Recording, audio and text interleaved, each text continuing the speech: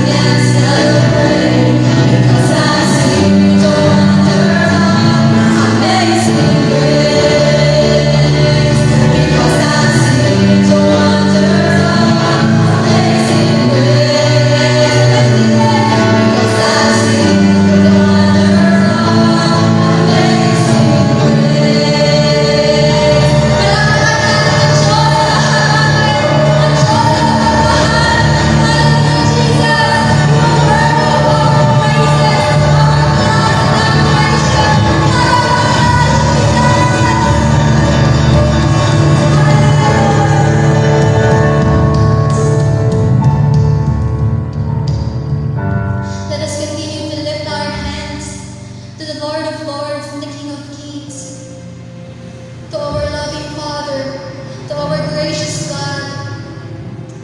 Hallelujah. There is no one like you, Lord. No one like you.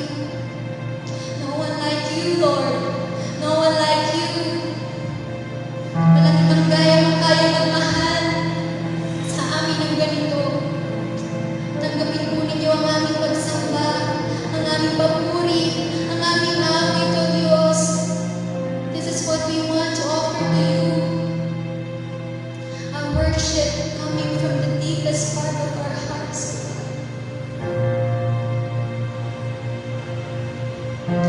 Who is this King of glory? Beautiful and matchless one. Who is this King so holy? Every knee will bow at his throne.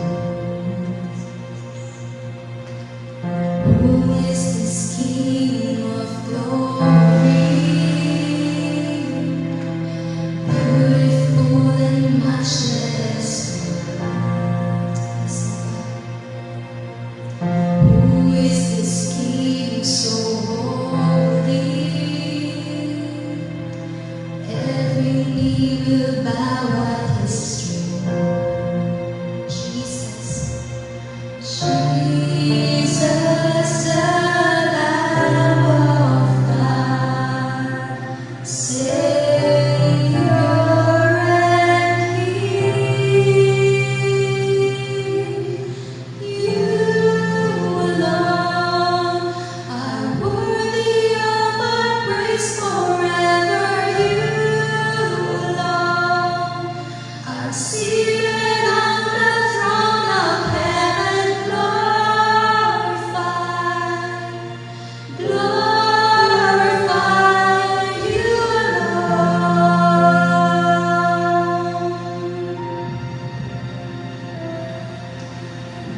Who is this King of mercy? Wonderful and full of grace.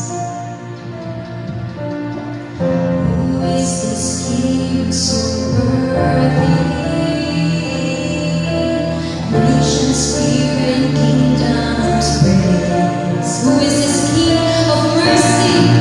Who is this King of mercy? Wonderful Lord, wonderful and full of grace.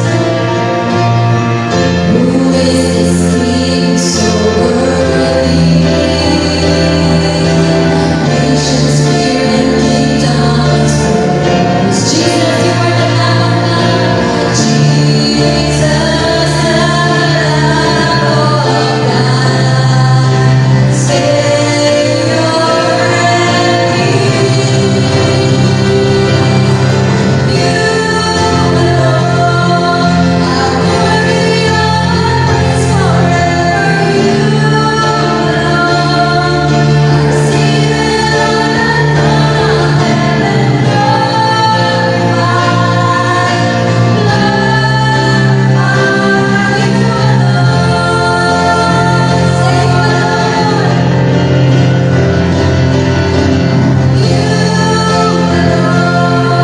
Say,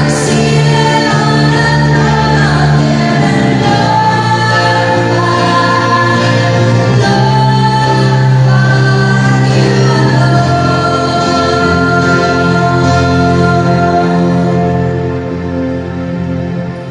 you are the King that save us, powerful and full of love. You are the King that gave us life in every drop of blood. You are the King that save us. You are the King that save us. Not worthy, let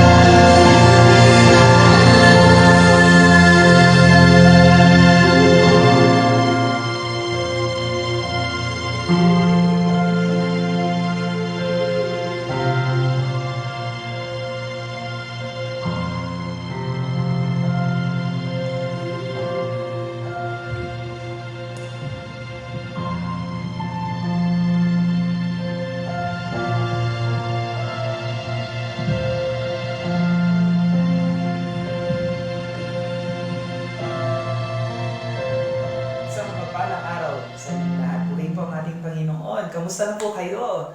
Namimiss ko na po kayong lahat. But anyway, so tayo po ay mananambahan muli sa ating Panginoon, magbubulay ng salita ng ating Diyos na buhay. Sa ating pong online worship and healing service, dito po sa Jesus is Lord Church, Angat, MDRT, Bulacan. Again po, kung may mga katanungan po kayo, o kung kayo po ay may mga komento o nais po linawin sa ating pong mga katuruan na ito, ay maaari po ninyo i-comment sa ating comment box o kaya naman po ay i-PM po ninyo sa ating pong Facebook page, Jesus is Lord Church, Angat MDRT. Praise God! Ang ating pong spiritual director ay nagbilin po sa amin na kung hangga't maaari ay magbigay kami ng mga katuruan patungkol sa tinatawag po nating end times or eschatology. So, noong mga nakaraan ay nakapagsimula po tayo ng pag-aaral natin at ngayon po ay pagpapatuloy po natin ang pag-aaral po na ito. Kapahayagan ng Panginoon o yung biblical prophecy patungkol po sa mga kaganapan sa mga huling kapanahunan. Narito po yung order of events in the Bible prophecy. Mula po sa New Testament, ipinanganak ang ating Panginoong Yesus, that is first coming ni Jesus, ang kanyang buhay, ang kanyang ministry, ang kanyang pagsasakripisyo sa krus ng Kalbaryo, kanyang kamatayan sa krus, at siya po ay muling nabuhay, at siya po ay bumalik sa langit. So yun po yung unang kaganapan. And after po noon ay nagpasimula po ang mga sumasampalataya kay Jesus. At sa tinatawag nating Pentecost, bumaba ang banal na Espiritu Santo at nagpasimula po na mag-alab ang init ng paglilingkod ng mga mananampalataya ng Panginoon in this church age. At tayo ho ngayon ay nasa tinatawag po nating church age. So hanggang sa ngayon, ang church age, and we are waiting, nag-iintay po tayo sa kasunod na kaganapan ayon sa propesiyan ng Bible. At ito po yung tinatawag nating the rapture of the church. Ito po yung pagdagit ng Panginoon. In a twinkling of an eye, sa isang kisak mata, ang mga sumasampalataya sa ating Panginoon ay kukuhanin ng Panginoon upang dalhin sa langit. At pagdating sa langit, ay haharap po ang mga sumasampalataya sa Panginoon sa tinatawag po nating the judgment seat of Christ, the Bema judgment, and the marriage supper of the Lamb. So, yan po yung dalawang kaganapan sa mga mananampalataya ng Panginoon doon sa kalangitan. So, sa langit po yon for the Christians and for the believers of Christ, ang church ng Panginoon. At dito naman po sa lupa, ang mga naiwan, mga hindi sumasampalataya sa Panginoon, sila naman po ay haharap sa 7 taong kapigatian, 7 years tribulation. Ayon sa propesiya ng Panginoon, ibabagsak ng Diyos ang parusa ng Panginoon sa mga hindi sumasampalataya sa ating Panginoon. Haharap sa 7 taon na kapigatian, galit ng Panginoon ang mga hindi sumasampalataya sa Kanya. Diyan din, nagpapasimula yung one world pagkakaisa po ng buong mundo. Lilitaw po si Antikristo at siya po ay maghahari sa sanlibutan until dumating ang time na after that 7 years, bababa pong muli ang ating Panginoong Yesus kasama ng mga tinubos ng ating Panginoon upang labanan si Antikristo. Doon sa tinatawag nating the Battle of the Armageddon. And hanggang sa matalo po sila, at si Satan ay ibubulid o he was bound, ikukulong ang kaaway sa Satanas. And after po noon, for 1,000 years, the millennial Christ reign, si Kristo ay maghahari sa mundo po na ito. Ang Israel ay marirestore. And yun, lahat ng mga hindi sumasampalataya sa ating Panginoon naman ay haharap sa tinatawag nating Great White Throne Judgment. Para sa mga hindi sumasampalataya, para sa mga namatay, para kay Satan, upang sila ay tumanggap ng parusa ng Panginoon doon sa dagat-dagatang apoy ng impyerno, magpakailanpaman. At tayo na mga sumasampalataya sa Panginoon, after the millennial reign, tayo ay haharap sa isang bagong mundo, the new heaven and the new earth. So, iyan po yung propesiyan ng Bible. So, iyan po yung kapahayagan na makikita po natin sa salita po ng ating Panginoon. Ang tema po natin sa araw na ito is the church in heaven, ang iglesia sa kalangitan. So, nirapture ng Panginoon ang lahat po ng mga mananampalataya ng ating Panginoon at sila po ngayon ay haharap sa hukuman ng Diyos. Dalawa po ang kaganapan sa langit after the rapture. Una po, yung Bema Judgment or yung the Judgment Seat of Christ. So, dito po ay pararangalan ng ating Panginoon ang lahat ng mga mananampalataya ng Diyos ayon sa kanilang mga ginawa sa lupa. And after po noon, ay magkakaroon po ng tinatawag na marriage supper of the Lamb. So pag-iisahin, ito po yung kasalan, isang pagdiriwang na kung saan ang iglesia ng Panginoon ay pag-iisahin kay Kristo. So pag-usapan lang po natin yung tinatawag nating Bema Judgment or yung the Judgment Seat of Christ o yung pagtanggap ng mga tutong ng mga sumasampalataya ng ating Panginoon. Ang sabi po sa 2 Korinto 5 verse 10, sapagkat lahat tayo ay haharap sa hukuman ni Kristo at tatanggap ng nararapat ayon sa ating mga gawang mabuti o masama nang tayo ay nabubuhay pa sa katawang ito.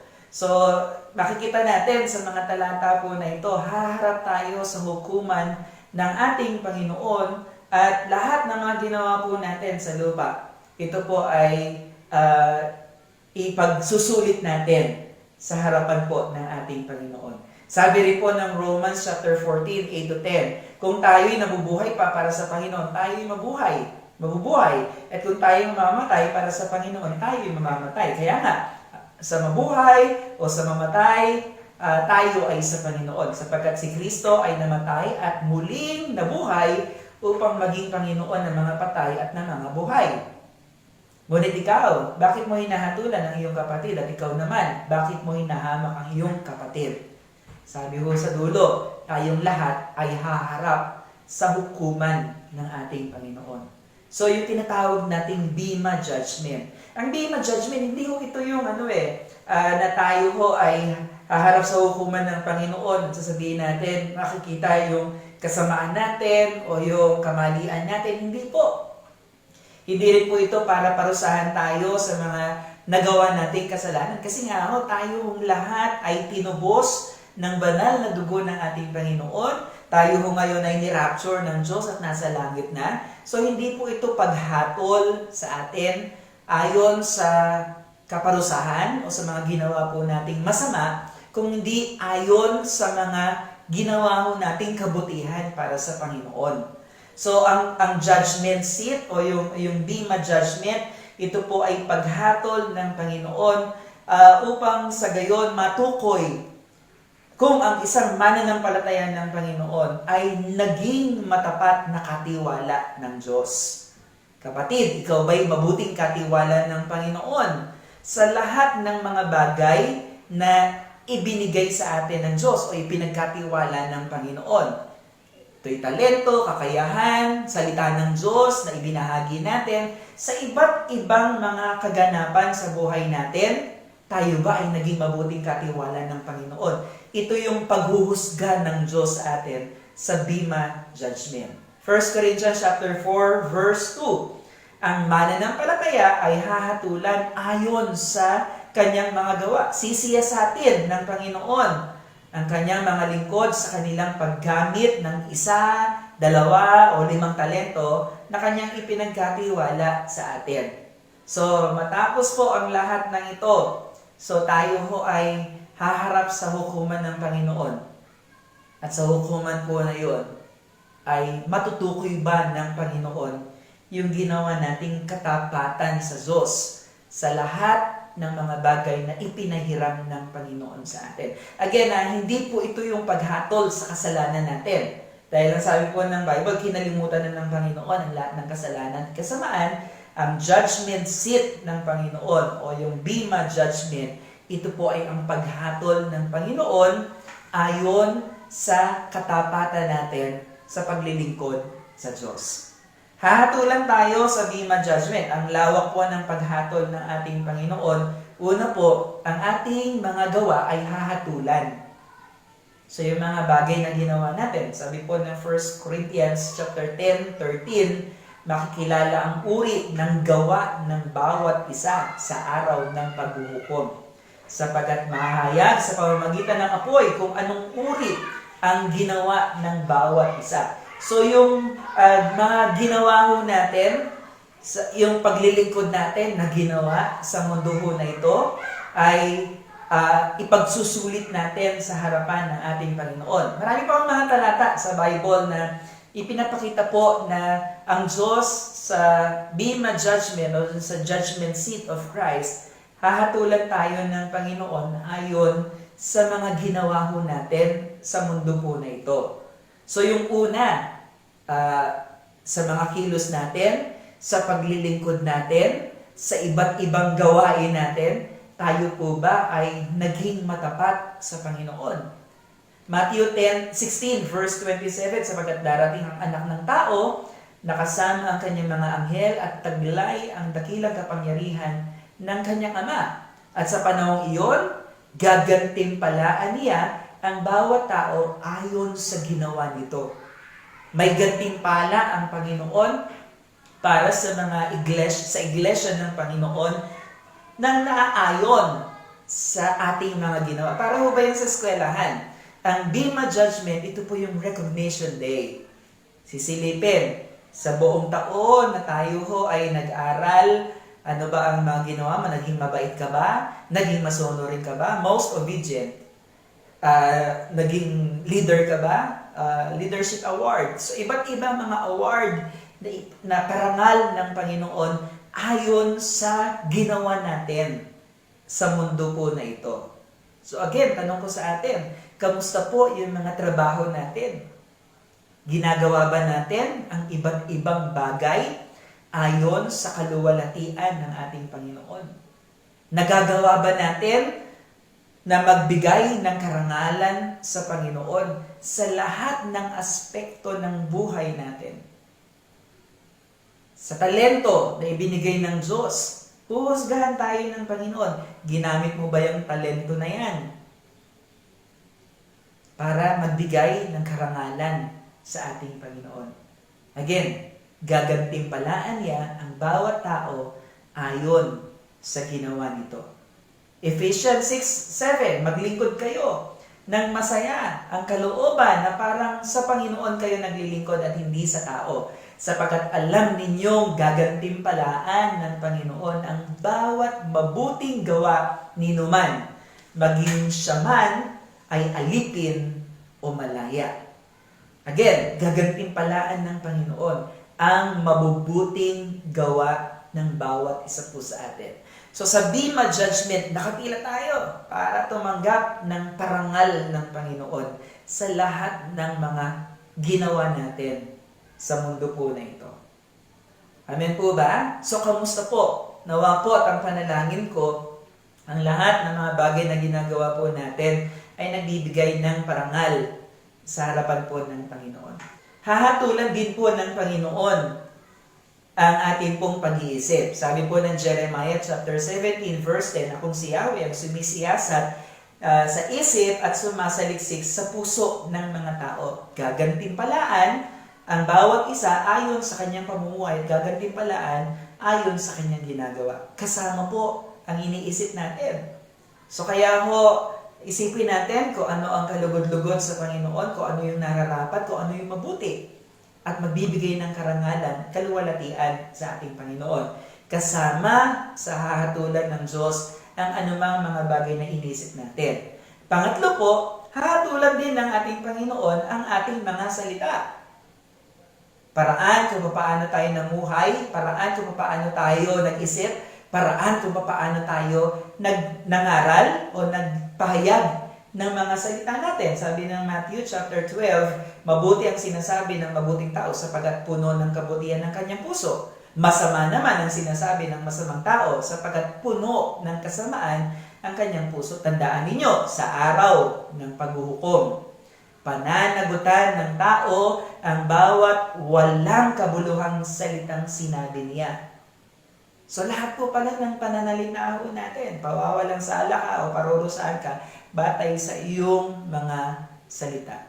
Sa pamamagitan ng salita natin, ipinangaral natin ang salita ng Diyos, nagpalakas tayo ng mga sumasampalataya sa Panginoon, ang bibig natin ay nagbigay ng pagpupuri at pagsamba natin sa ating Panginoon.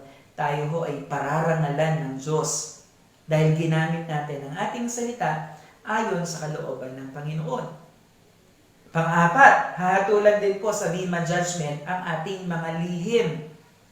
May mga sikreto tayo. Akala natin sikreto, yes, sa sarili natin, itinago natin. Pero sa harapan ng Panginoon, ang mga sikreto ay nahahayag.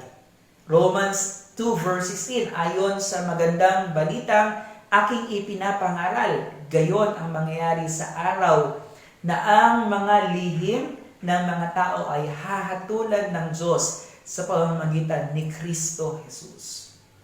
Lahat ng itinago natin, lahat ng sinikreto natin sa asawa natin, sa magulang natin, o sa lahat ng mga bagay na itinago natin, ito po ay mahahayag sa araw ng paghuhukom.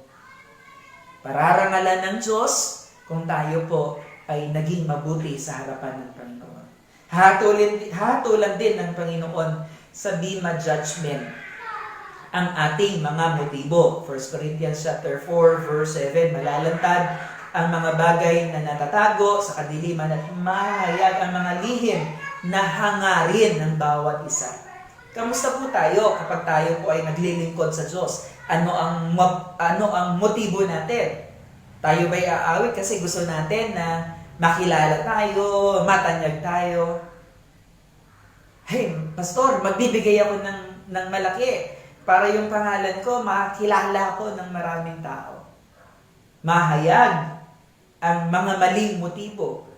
No, sa mga paglilingkod na ginagawa po natin, kamusta? Ano po ba yung motibo natin? Bakit natin ginagamit ang mga talento na ibinigay ng Panginoon? Bakit tayo, lahat ng mga motibo sa puso natin ay mahahayag sa paghatol, sa hukuman ng Panginoon sa Bema Judgment. So mga magulang, mga kapatid, tandaan natin, tayo po ay huhusgahan ng Panginoon ayon sa mga gawa natin, ayon sa pag-iisip, ayon sa mga sinalita, sa mga lihim, at sa mga motibo ng puso natin. Kaya sa lahat ng paglilingkod na ating gagawin sa Panginoon, naway magbigay ito ng kaluguran at kaluwalhatian sa Panginoon. Amen po ba?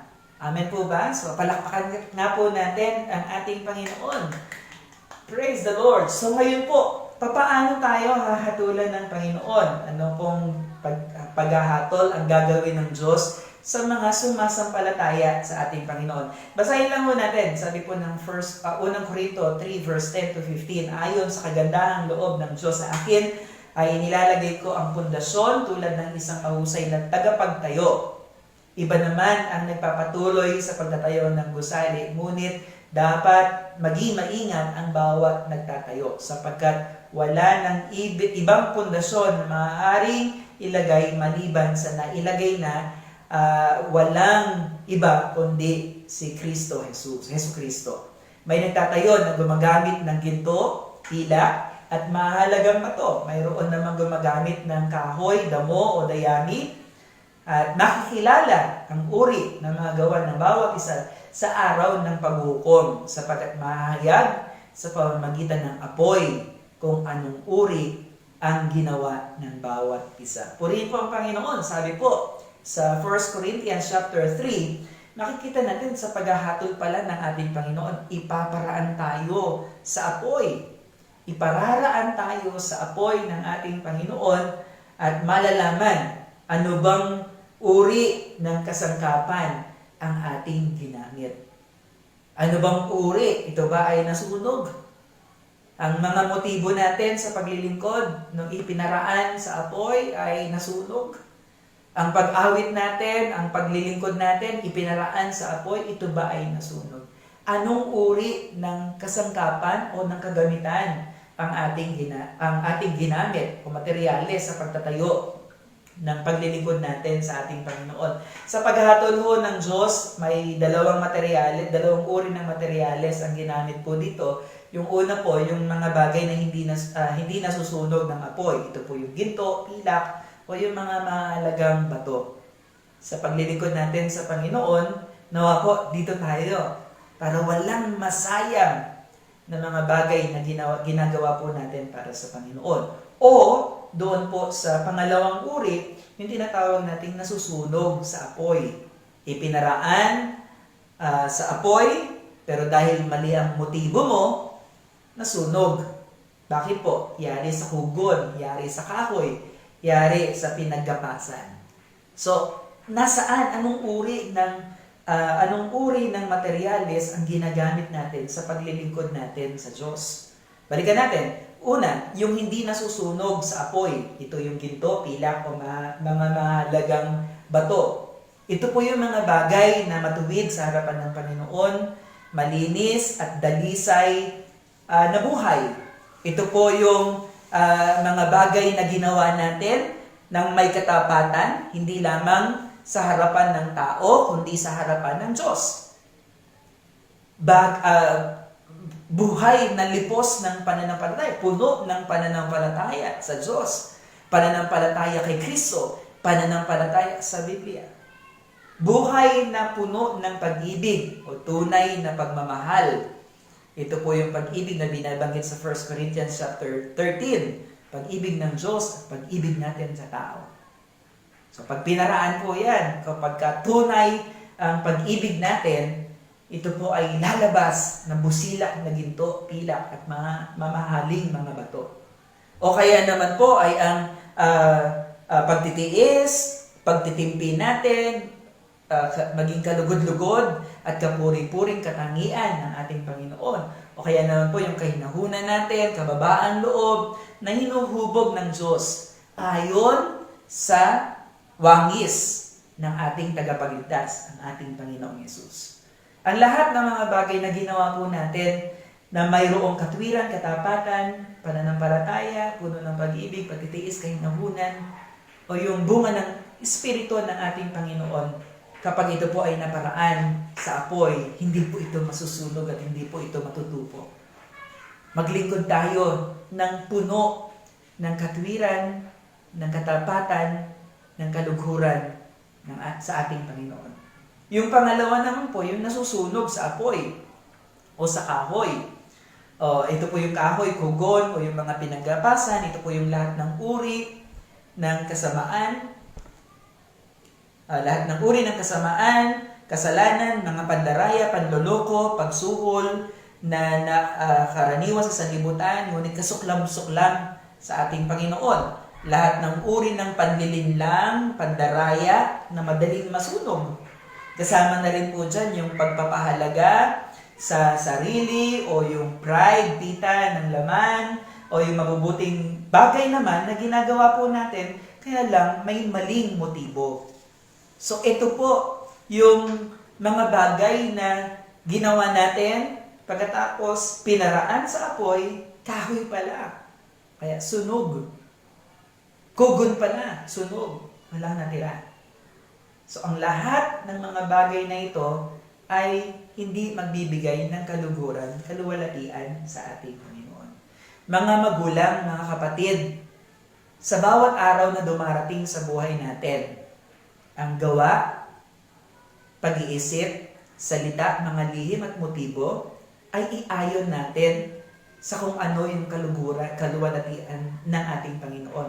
Iayon natin sa kanyang katwiran, sa kabutihan, sa puno ng pagpakita ng tunay na pananampalataya, tunay na pag-ibig, kahinahunan, at ang mga bunga ng Espiritu ng ating Panginoon.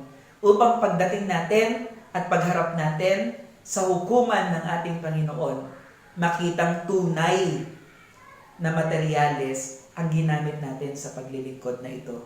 At tatanggap tayo ng gantimpala ng ating Panginoon. Handa po ba tayo na tumanggap ng gantimpala sa Diyos? Kamusta po yung mga bagay na ginawa natin? Simula nung tayo ay naglingkod sa Diyos, Simula nung tayo ay nagkaroon ng pananampalataya sa ating Panginoon, nung tinanggap natin si Kristo bilang tagapagligtas ng ating mga buhay, kamusta ang buhay natin? At ang lahat ng mga bagay na ginawa natin, ipararaan yan sa apoy ng paghuhusga ng ating Panginoon. Ang aking pong panalangin ay maglitawan ang kanilingan ng ating mga ginto, pilak, at mga mamahaling mga bato, mga lagang mga bato na magagamit po natin doon sa ating tahanan sa kalangitan.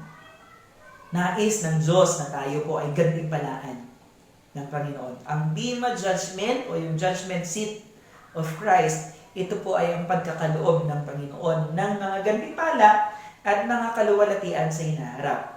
So, gantimpala at kaluwalhatian sa hinaharap. Naniniwala po ako na ang mga gantimpalang ipagkakaloob sa Bema Judgment ay binubuo ng korona at iba pang maluwalhating bagay ayon sa salita ng Panginoon. Maluwalhati, kaluwalhatian sa hinaharap. Bakit po? Kaloob, gantimpala ng Diyos na makakasama na natin si Kristo. Mamamasdan po natin ang kanyang mukha. Makikita natin ang kaluwalhatian ni Kristo, ng ating Panginoon.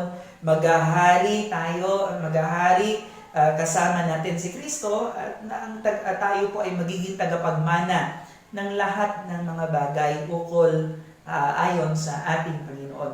Iyan ang kaluwalhatian na hinaharap natin doon sa tinatawag nating Bema Judgment.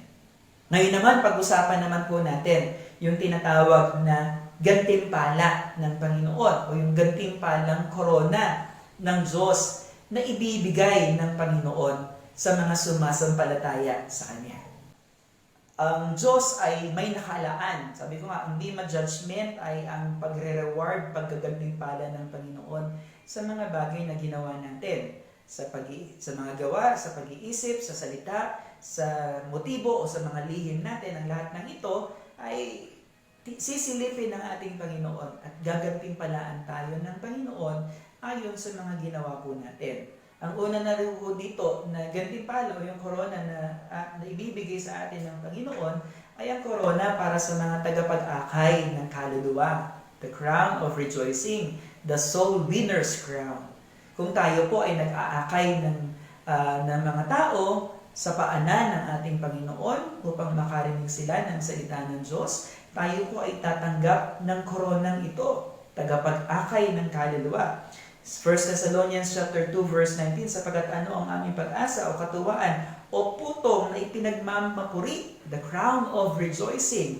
Sa panahon na tayo ay nagbabahagi ng salita ng Diyos, ng pag-ibig ng Panginoon sa ibang tao, sa asawa natin, anak, sa pamilya natin, sa kapitbahay natin, kaibigan po natin, na inaakay natin sila sa Panginoon, tayo po ay tatanggap ng soul winner's crown. Sabi nga ho nila, ang iniisip pa po na may mga diamante o mga hiyas na palamuti sa koronang ito. At ang bawat tao na naaakay natin sa ating Panginoon, sila po yung hiyas ng ating korona. So dapat mayroon tayong mga hiyas, dapat mayroon kang isang hiyas sa bawat buhay ng tao na naaakay po natin kay Kristo Jesus. Amen po ba? Pangalawa po yung tinatawag nating putong para sa mga tapat. Ito po yung the crown, the martyr's crown, the crown of life. Na sa panahon na tayo ay nagsasakripisyo, tayo po ay dumaan sa hirap, pero hindi natin itinakwil ang ating Panginoon, na natili tayong matapat sa Diyos, tatanggap tayo ng martyr's crown. Sila po yung mga tao na kung saan ay dumaan sa malaking hirap, malaking pagsubok sa ating sa kanilang buhay, the point of death, na hanggang sa kamatayan, pero nanatili pa rin sila sa Panginoon, na hindi nila itinakwil ang ating Panginoon. Sila po ay tatanggap ng martyr's crown o yung putong ng isang tapat. Ang sabi po ng Santiago 1:12, putong ng buhay, mapalad ang taong nagtitiis sa tukso sapagkat pagkasubok sa kanya, siya'y tatanggap ng putong ng buhay na ipinangako ng Panginoon sa mga nagsisiibig sa kanya.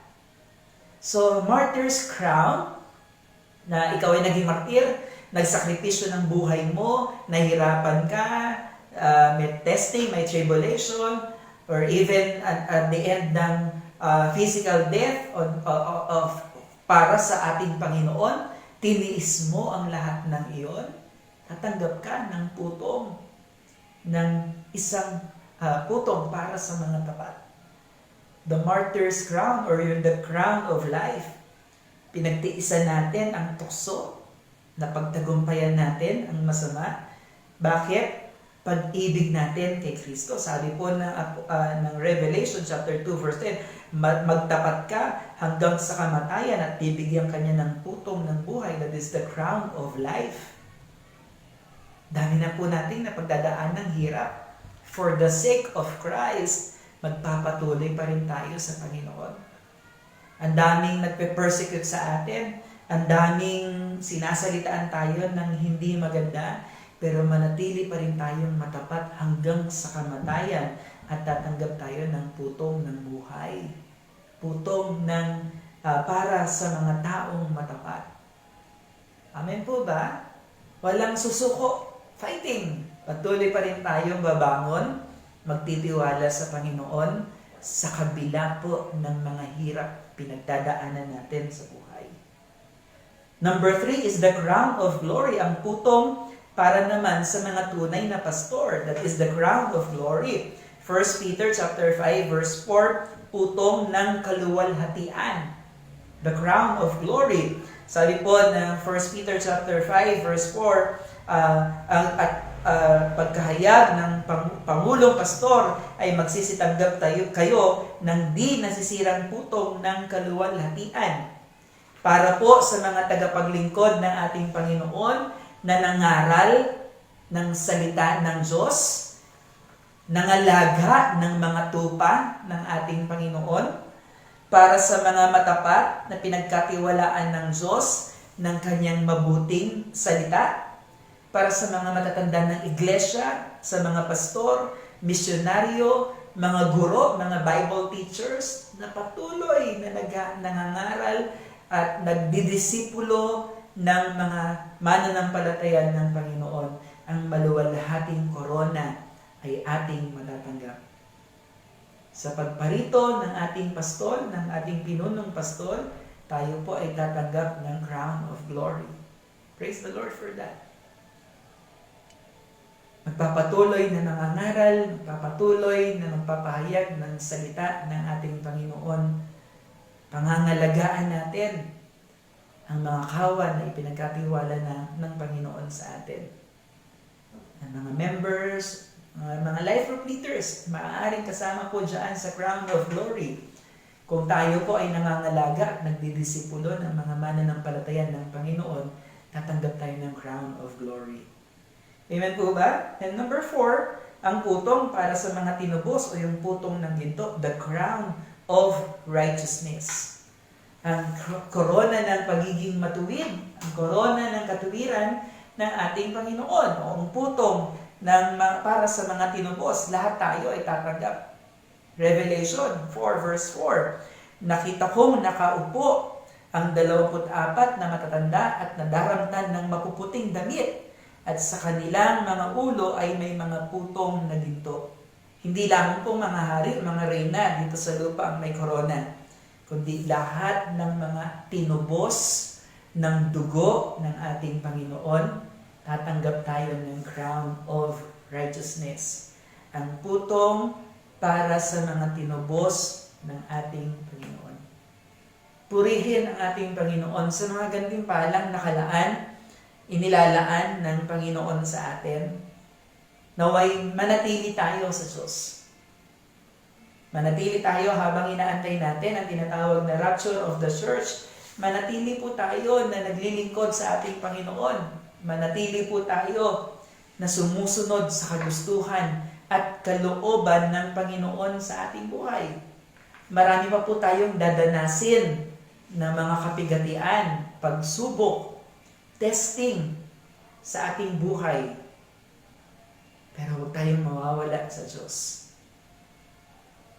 Asamin natin na pagdating natin sa langit ay tatamuhin natin ang mga gantimpalang ito. Gantimpalang nakalaan para sa mga tunay na mga mananampalataya ng ating Panginoon. Amen po ba? Nakahanda po ba tayo na humarap sa Bema Judgment?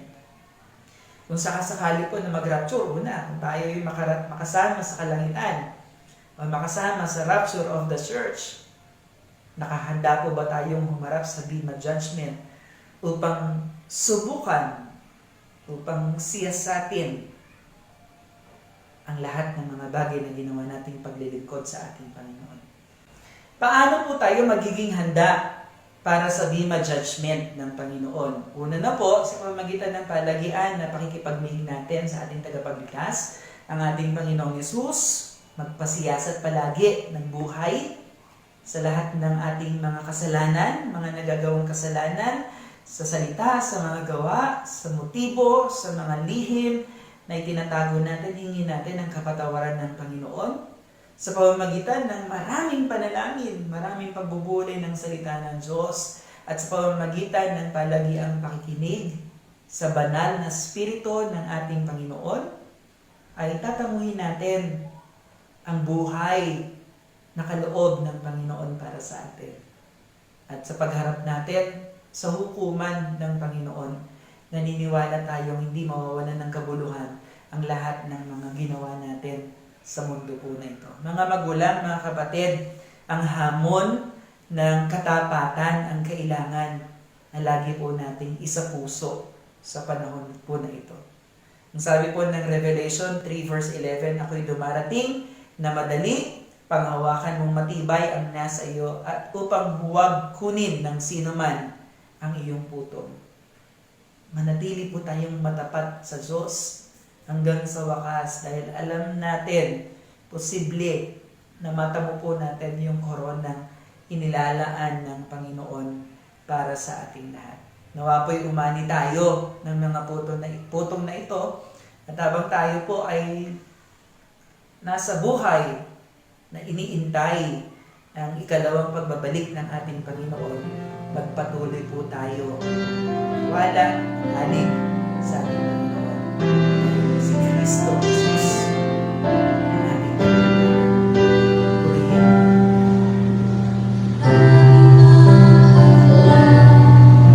Sa aking pagsunod at itala sa ipagpapalo, hindi mapipigil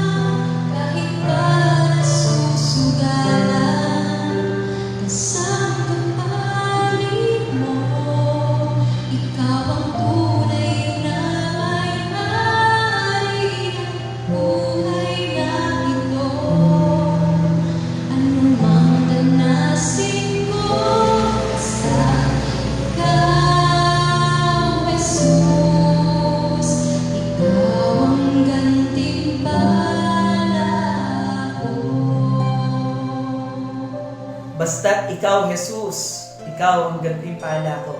Marami man pong hadlang sa pagsunod natin sa Panginoon at madalas, sabi nga sa awit natin, madalas napapagod tayo, madalas na nagsasawa tayo sa paglilingkod sa ating Panginoon.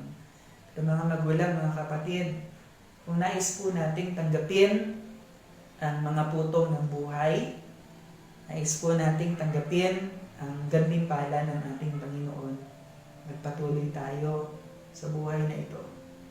Buong kagalakan nating paglingkuran ang Diyos, nahihirapan man po tayo, nasusugatan man po tayo. Manatili po tayo sa pag-ibig ng Diyos. Manatili po tayo sa kalingan ng Panginoon. Manalangin po tayo sa Panginoon. Dakilang Diyos na makapangyarihan sa lahat, marami pong salamat sapagkat nalalaman po namin na ang iyong pag-ibig ay lagi pong nagpuumapaw sa aming puso. Sa araw po na ito, Panginoon, na amin pong natutunan na darating ang araw na kami ay haharap sa hukuman mo dyan sa langit upang ang lahat ng bagay na ginawa po namin sa mundo na ito ay aming ipagsulit. Ang amin pong panalangin, ang aking pong dalangin, tulungan mo kaming maging tapat sa iyo. Tulungan mo kaming maging tapat sa iyo. Tulungan mo kami, Panginoon, na lumakad sa katwiran mo, lumakad ng may kabanalan, lumakad, Panginoon, ng may kagalakan sa puso na ikaw lamang ang aming mamahalin at paglilingkuran sa buhay na ito. Lord, palakasin mo at patatagin mo ang aking mga kapatid na ngayon po ay dumadaan sa mga pagsubok ng buhay nila. Nahihirapan po sila sa buhay, nahihirapan po sila sa mga pinagdadaanan. Ang aking pong dasal at panalangin, bigyan mo sila ng lakas ng loob upang malampasan ito at mapagtagumpayan ito. I pray for the strength of the Lord to be upon them. And I pray, Lord, na hanggang sa wakas, mananatili po kami nasusunod at maglilingkod sa iyo. Maraming pong salamat, Panginoon, ang iyong paghahari at ang inyong pamumuna, ang siyang lagi po namin maranasan sa buhay na ito. Pagpalain mo ang bawat pamilya namin, ang aming mga mahal sa buhay. Patuloy na pakaingatan po ninyong palagi, Panginoon. And God, use us, gamitin mo ang buhay namin upang maipangaral namin ang iyong salita at maakay po namin ang lahat ng mga mahal namin sa buhay para sa iyong kaluwalhatian. Pagpalain mo, O Diyos, ang bawat isang kapatid ko na ngayon ay namimigati, na ngayon ay nahihirapan, pagpalain mo, palakasin mo ang kanilang puso at ang kanilang kalooban. Even Lord, kung may mga deepest longing sila sa buhay nila, mga kahilingan at panalangin nila, O Diyos, katagpuin mo sa araw na ito. Sige po, usalin po ninyo sa Panginoon, ano man po yung mga dinadasal at pinapanalangin ninyo sa inyong puso. Usalin po ninyo sa Diyos ngayong oras na ito. Lumapit po tayo sa Panginoon. Katagpuin mo ang mga panalangin na ito ng inyong mga anak. At nawa, sumakanila ang biyaya ng Diyos. Maranasan po namin ang kapayapaan, ang kagalakan, at ang nag-uumapaw na pag-ibig ng Diyos Ama na walang kapantay, pag-ibig ng Panginoong Yesus, na walang katapusan at ang walang hanggang pakikipisan ng Espiritu Santo ay sumaamin ngayon, bukas at magpakailanman. Ito po ang aking panalangin sa matamis na pangalan ng Panginoong Yesus. Amen. Palakpakan po natin ang ating Panginoon. Sumayin niyo po ang biyaya ng Panginoon. Mahal ko po kayo sa ating Panginoon at ang biyaya ng Diyos at ang pag-ibig ng Panginoon ay sumaating lahat ngayon at magpakailanman. God bless you po. Keep safe and be blessed every day in your life. God bless you. Shalom.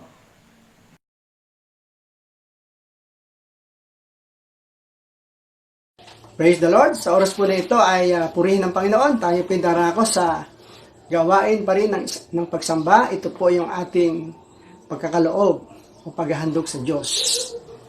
Ngunit bago po tayo dumako sa ating pong offering prayer, ay naroon lang po akong ibabahagi na salita ng Diyos mula po sa Job 20 verse 17 hanggang verse 24. binabanggit po dito yung any wealth gained by the wrong means has serious consequences. Ibig sabihin to po, sabi diyan, ano man daw pong kinita o yaman na galing sa masamang kaparaanan ay mayroon pong pangit na kahinatnan sa huli o mayroong bungang hindi maganda sa huli. So, maaari pong tayo po ay nagtatrabaho, mostly, lalo na mga tatay, kumikita tayo. Ngayon po, alam naman natin kung ito'y galing sa masama o mabuti. Halimbawa, tayo po ay nagtitinda. Marapat lang na siyempre ang timbangan natin ay tama, walang daya. Kung tayo ay namamasukan, tapat tayo sa ating employer. Hindi tayo nagnanako ng oras. Halimbawa naman, kung tayo nagtatanim, marapat lang naman na talagang ang ating gagamitin ay, let's say, insecticide. Huwag naman yung sobra ng tatapang na insecticide na alam nating nakasasama sa kalusugan ng mga kakain ng ating mga produktong gulay. So, maging matapat po tayo, no? Maging mabuti po tayo. Dahil sinasabi nga po ng banal na kasulatan na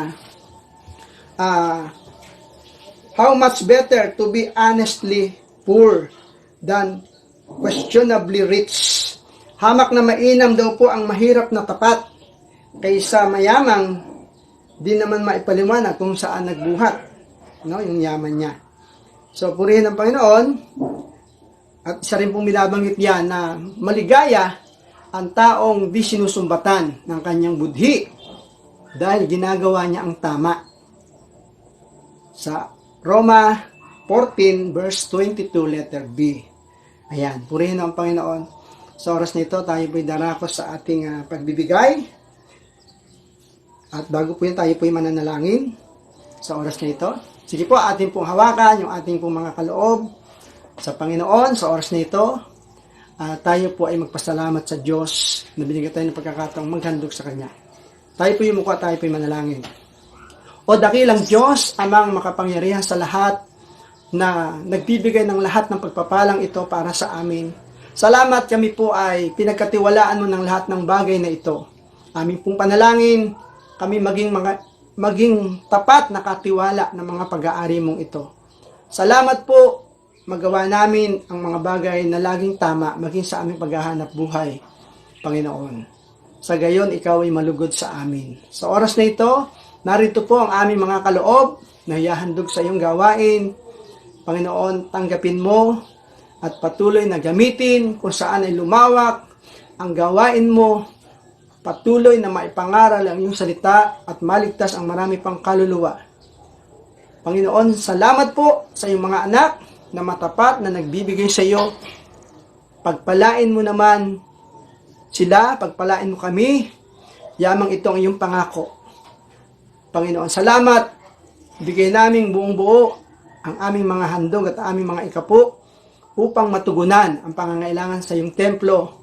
Subukan ka namin sa bagay na ito kung dibuksan mong durungawan ng langit at ibuhos sa amin na masaganang pagpapala na wala kaming sukat kalagyan. Hindi darating anumang peste sa aming pananim, hindi darating anumang salot sa aming kabuhayan. Sa gayon, sasabihin ng marami, napakainam tirhan ng aming lupain. Marami pong salamat, dakilang Diyos. Pagpalain mo ang lahat, pagpalain mong bawat isa, sa iyong lahat ng papuri, sa pangalan ng aming Panginoong Hesus. Amen. Sige po, sa oras na ito, tayo po'y darako sa ating declaration, Tither's Declaration. Sige po, sabay-sabay po tayo. 1, 2, ready, go! Because I am a tither and a giver, the windows of heaven are open to me, and God rebukes all the devourer for my sake. I am blessed financially and receive a blessing that I cannot contain. I am a tither. I am blessed. I am protected. I am highly favored by God. Purihin ang Panginoon. God bless us all. Amen.